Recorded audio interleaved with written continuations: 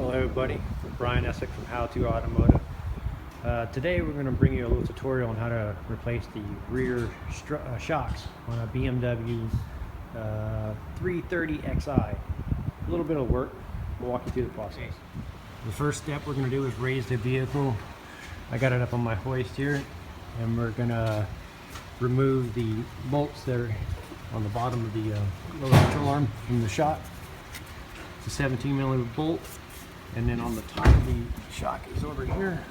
There's a little spot where you put your wrench. So you'll put your wrench in like so, and that'll keep it from spinning as you put your 17mm socket here and release the nut. And this will hold the shock in place so it doesn't spin as it tries to release.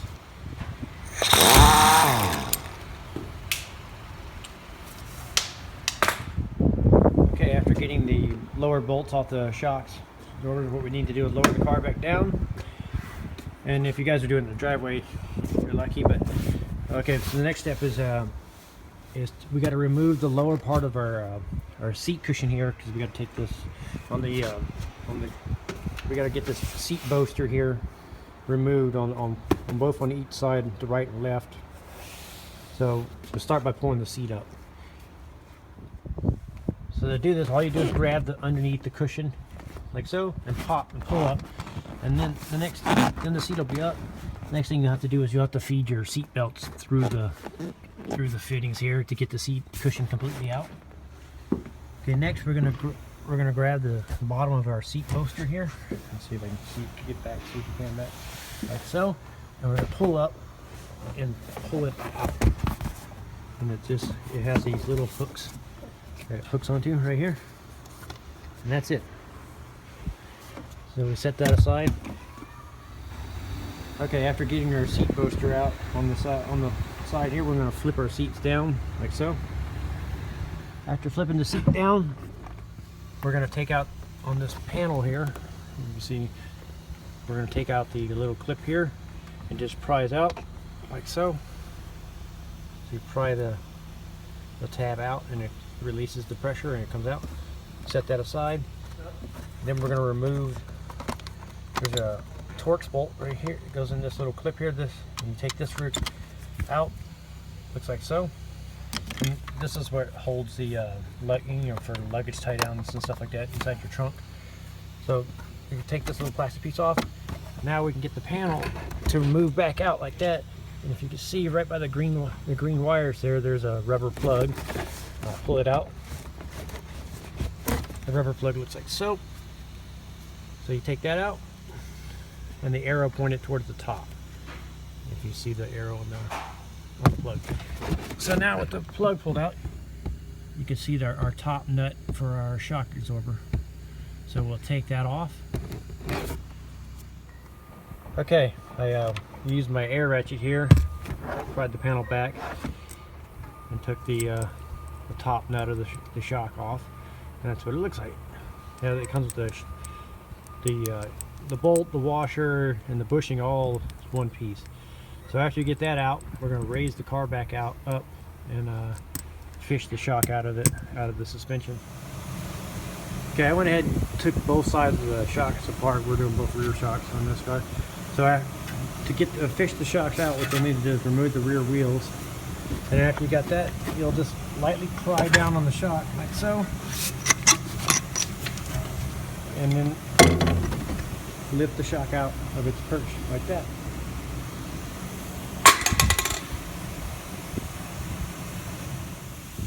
Okay, so after getting our new shocks, our replacement shocks, you're going to have to transfer over the dust boot and the bump stop here, along with the rubber bushing.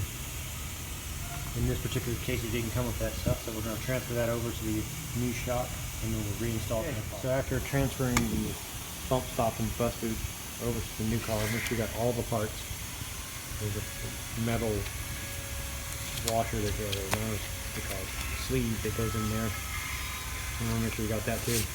The next thing you're going to do, the easiest way I found to do it, is go ahead and compress the shock by putting your weight on it. So after compressing the shock, putting your weight on it, compressing it all the way down, you gotta act quick You pick the shock up and you want to put the bottom in first and kind of tilt the shock in like so. You tilt it in, and then once it's in the bottom perch down here, then you'll let the shock slowly expand itself up and go line itself back up into the top perch here.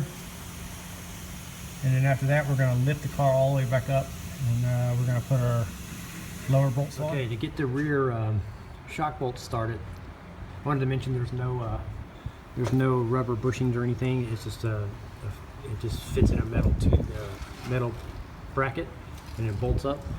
So to get the shock bolt started, I had to put a pole jack like so underneath the lower control arm and press the suspension up a little bit to get the shock to actually push all the way through its perch here.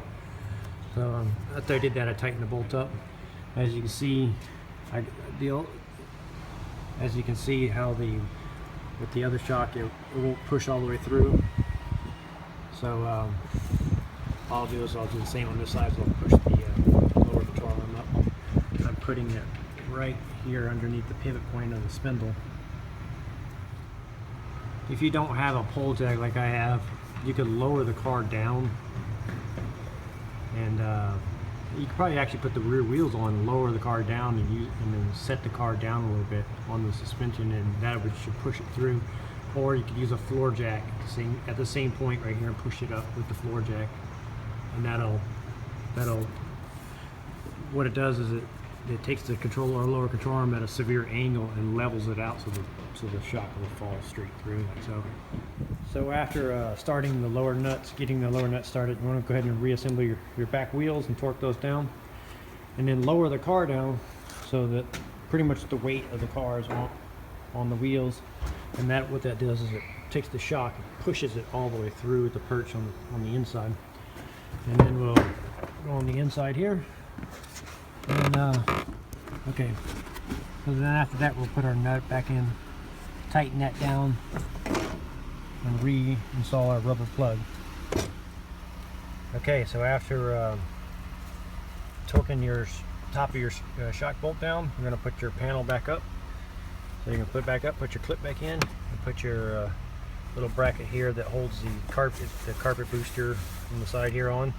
Put that back on with tighten your bolt here, and then you can flip the seat up, the back seat, till this shock is done. We'll do the same thing on the opposite side, and then we'll reassemble the side boosters and the seats, and we'll be done with this job.